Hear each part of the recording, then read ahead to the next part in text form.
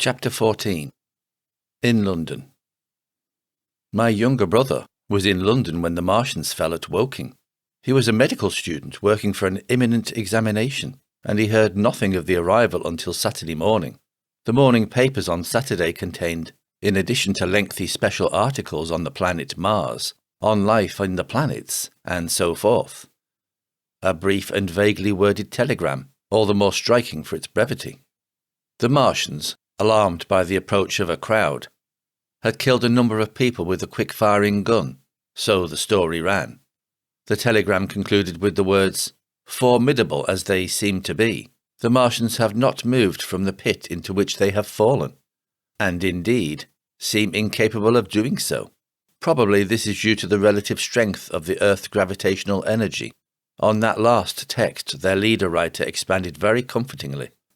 Of course, all the students in the Crammers biology class, to which my brother went that day, were intensely interested, but there were no signs of any unusual excitement in the streets. The afternoon papers puffed scraps of news under big headlines. They had nothing to tell beyond the movements of troops about the common, and the burning of the pine woods between Woking and Weybridge until 8. Then the St. James's Gazette, in an extra special edition, announced the bare fact of the interruption of telegraphic communication. This was thought to be due to the falling of burning pine trees across the line. Nothing more of the fighting was known that night, the night of my drive to Leatherhead and back. My brother felt no anxiety about us, as he knew from the description in the papers that the cylinder was a good 2 miles from my house. He made up his mind to run down that night to me, in order, as he says, to see the things before they were killed. He dispatched a telegram, which never reached me, about 4 o'clock, and spent the evening at a music hall. In London, also on Saturday night, there was a thunderstorm, and my brother reached Waterloo in a cab. On the platform from which the midnight train usually starts, he learned, after some waiting, that an accident prevented trains from reaching Woking that night. The nature of the accident he could not ascertain. Indeed, the railway authorities did not clearly know at that time. There was very little excitement in the station, as the officials failed to realise that anything further than a breakdown between Byfleet and Woking Junction had occurred. Were running the theatre trains which usually passed through Woking, round by Virginia Water or Guildford. They were busy making the necessary arrangements to alter the route of the Southampton and Portsmouth Sunday League excursions. A nocturnal newspaper reporter, mistaking my brother for the traffic manager, to whom he bears a slight resemblance, waylaid and tried to interview him. Few people except the railway officials connected the breakdown with the Martians. I have read, in another account of these events, that on Sunday morning all London was electrified by the news from Woking. As a matter of fact, there was nothing to justify that very extravagant phrase. Plenty of Londoners did not hear of the Martians until the panic of Monday morning. Those who did took some time to realise all that the hastily worded telegrams in the Sunday papers conveyed. The majority of people in London do not read Sunday papers. The habit of personal security, moreover, is so deeply fixed in the Londoner's mind, and startling intelligence so much a matter of course in the papers, that they could read without any personal tremors. About 7 o'clock last night, the Martians came out of the cylinder, and, moving about under an armour of metallic shields, have completely wrecked Woking Station with the adjacent houses, and massacred an entire battalion of the Cardigan Regiment. No details are known. Maxims have been absolutely useless against their armour. The field guns have been disabled by them. Flying hussars have been galloping into Chertsey.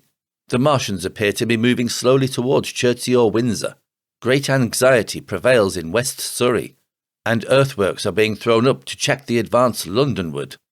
That was how the Sunday Sun put it, and a clever and remarkably prompt handbook article in the Referee compared the affair to a menagerie suddenly let loose in a village. No one in London knew positively of the nature of the armoured Martians, and there was still a fixed idea that these monsters must be sluggish, crawling, creeping painfully.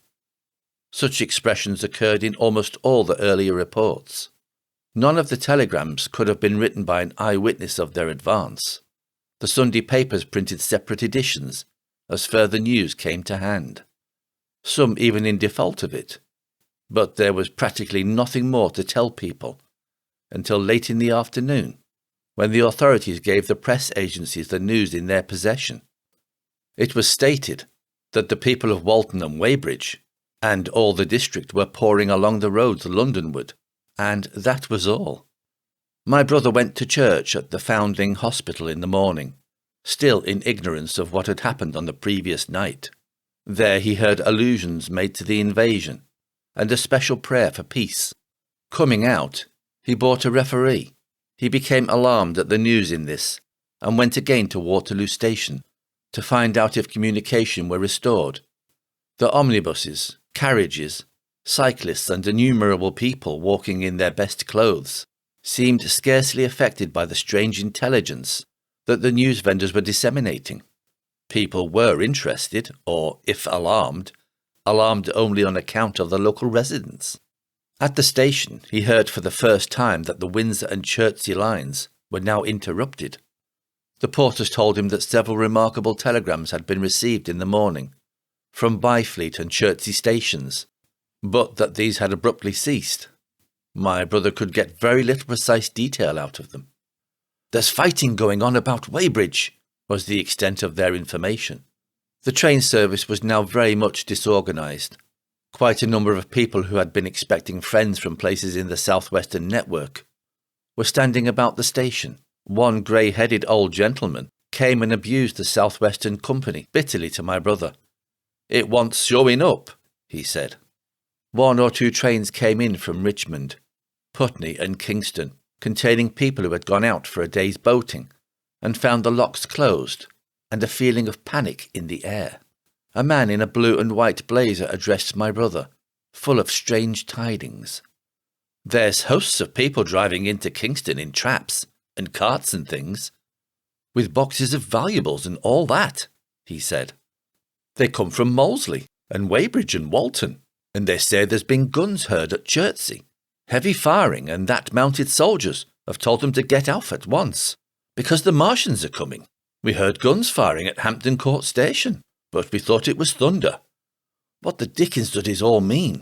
The Martians can't get out of their pit, can they?" My brother could not tell him.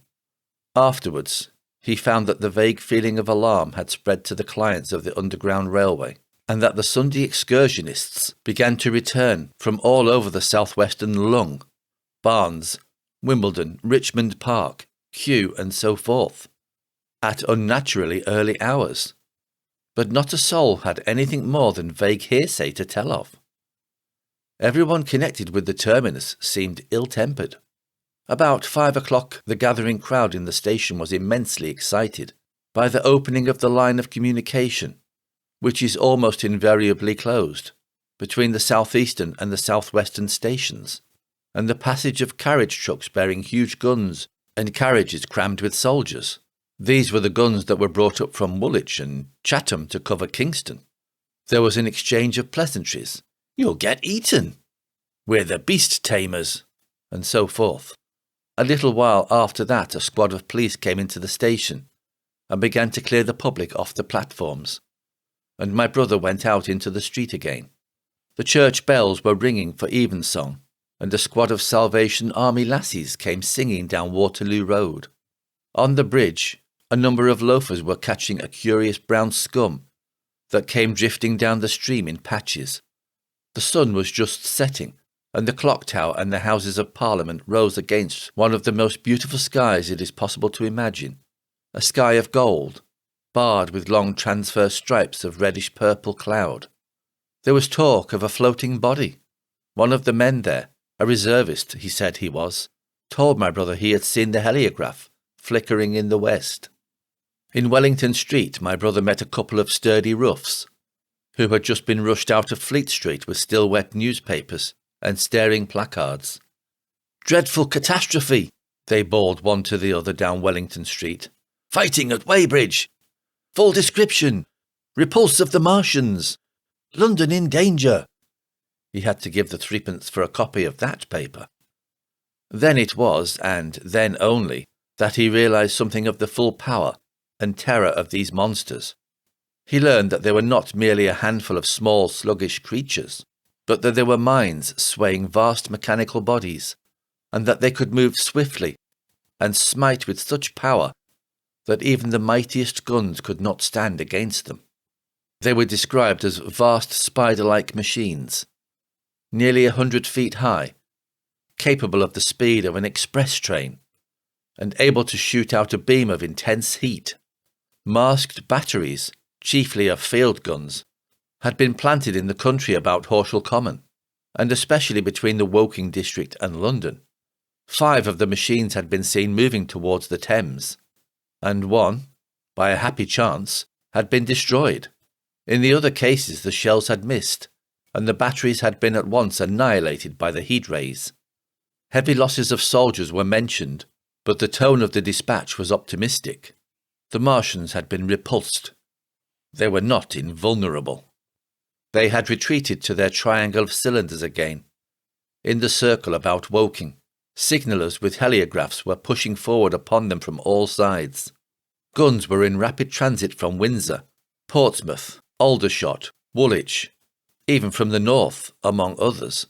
Long wire guns of 95 tons from Woolwich. Altogether 116 were in position or being hastily placed, chiefly covering London. Never before in England had there been such a vast or rapid concentration of military material. Any further cylinders that fell, it was hoped, could be destroyed at once by high explosives, which were being rapidly manufactured and distributed. No doubt, ran the report, the situation was one of the strangest and gravest description, but the public was exhorted to avoid and discourage panic. No doubt the Martians were strange and terrible in the extreme, but at the outside, there could not be more than 20 of them against our millions. The authorities had reason to suppose, from the size of the cylinders, that at the outside there could not be more than 5 in each cylinder, 15 altogether, and one at least was disposed of, perhaps more.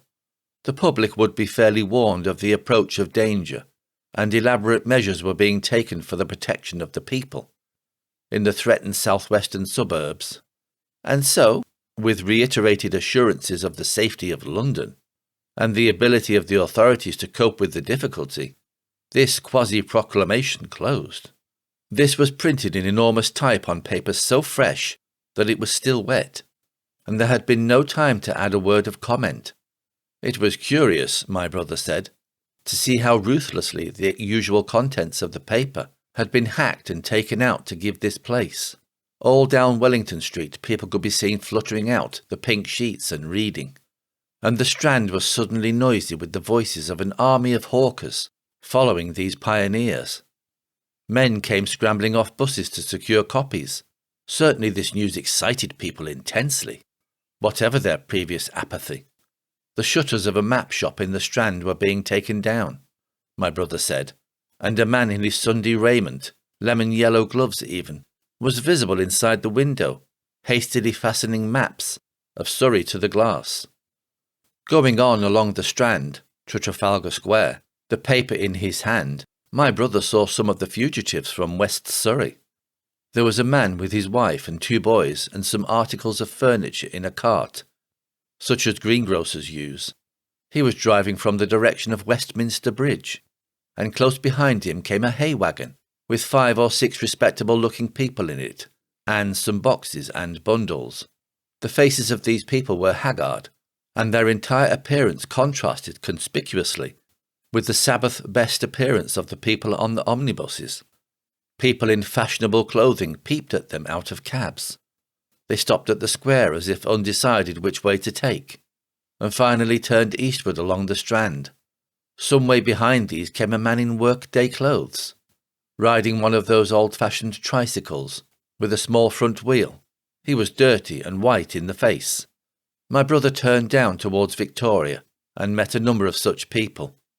He had a vague idea that he might see something of me. He noticed an unusual number of police regulating the traffic. Some of the refugees were exchanging news with the people on the omnibuses. One was professing to have seen the Martians. "Boilers on stilts, I tell you, striding along like men." Most of them were excited and animated by their strange experience. Beyond Victoria, the public houses were doing a lively trade with these arrivals. At all the street corners, groups of people were reading papers, talking excitedly, or staring at these unusual Sunday visitors. They seemed to increase as night drew on, until at last the roads, my brother said, were like Epsom High Street on a Derby day. My brother addressed several of these fugitives, and got unsatisfactory answers from most. None of them could tell him any news of Woking except one man, who assured him that Woking had been entirely destroyed on the previous night. "I come from Byfleet," he said.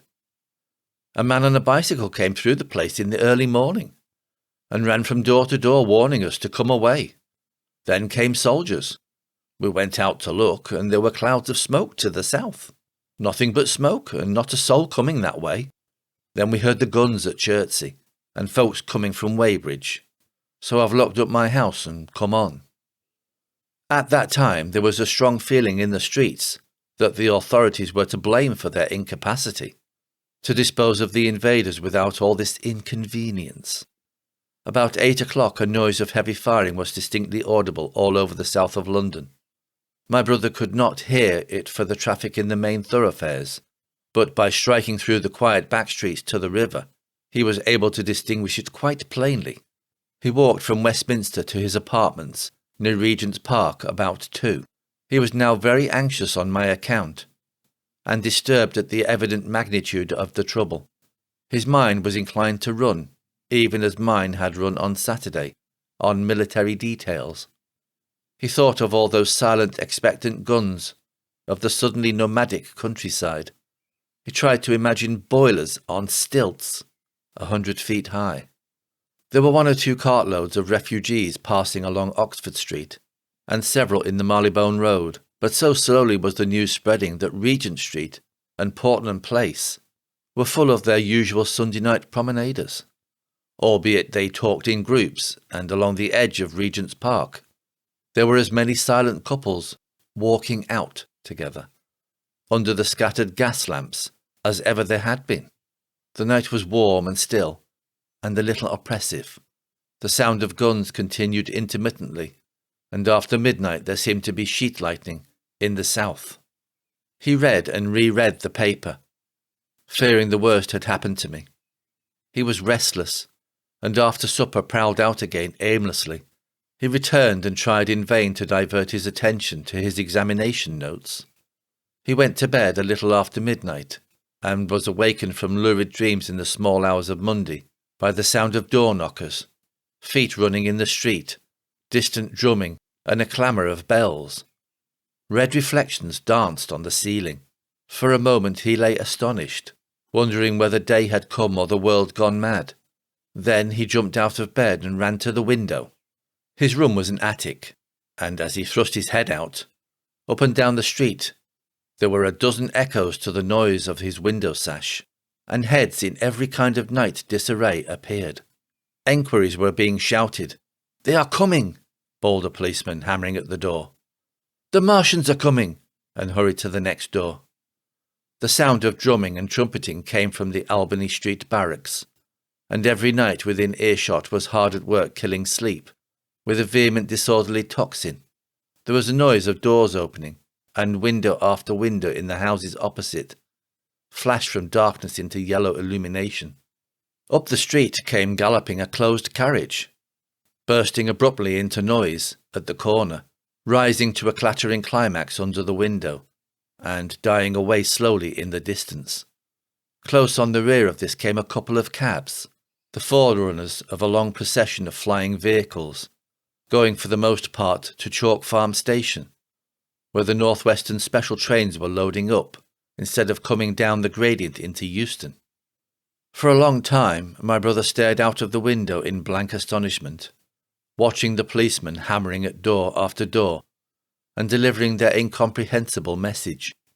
Then the door behind him opened, and the man who lodged across the landing came in, dressed only in shirt, trousers and slippers. his braces loose about his waist, his hair disordered from his pillow. "What the devil is it?" he asked. "A fire? What a devil of a row!"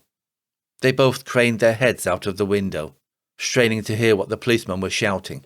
People were coming out of the side streets and standing in groups at the corners talking. "What the devil is it all about?" said my brother's fellow lodger.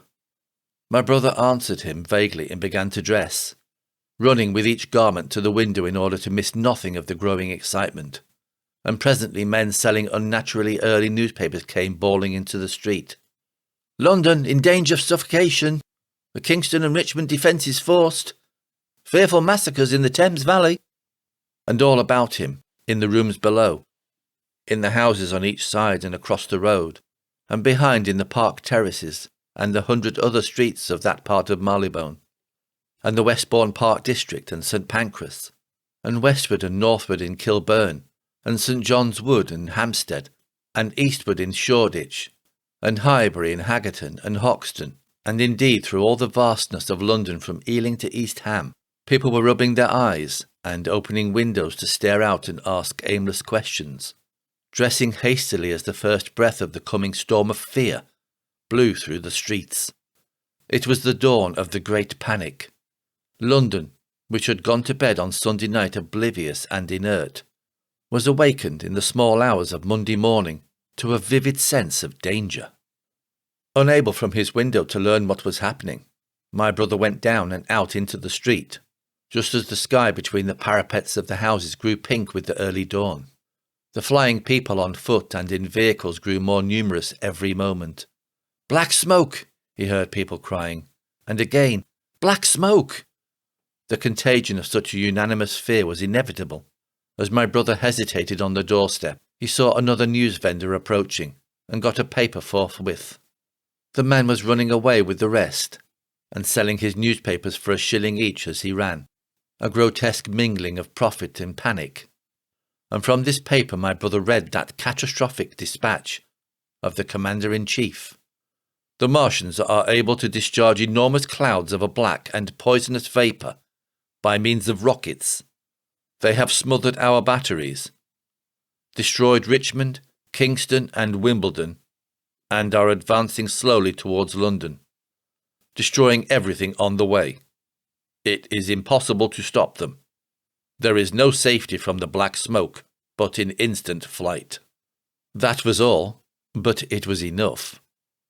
The whole population of the great 6 million city was stirring, slipping, running. Presently it would be pouring en masse northward. "Black smoke!" the voices cried. "Fire!" The bells of the neighbouring church made a jangling tumult. A cart carelessly driven smashed amid shrikes and curses against the water trough up the street. Sickly yellow lights went to and fro in the houses, and some of the passing cabs flaunted unextinguished lamps, and overhead the dawn was growing brighter, clear and steady and calm. He heard footsteps running to and fro in the rooms, and up and down stairs behind him. His landlady came to the door, loosely wrapped in dressing gown and shawl. Her husband followed, ejaculating.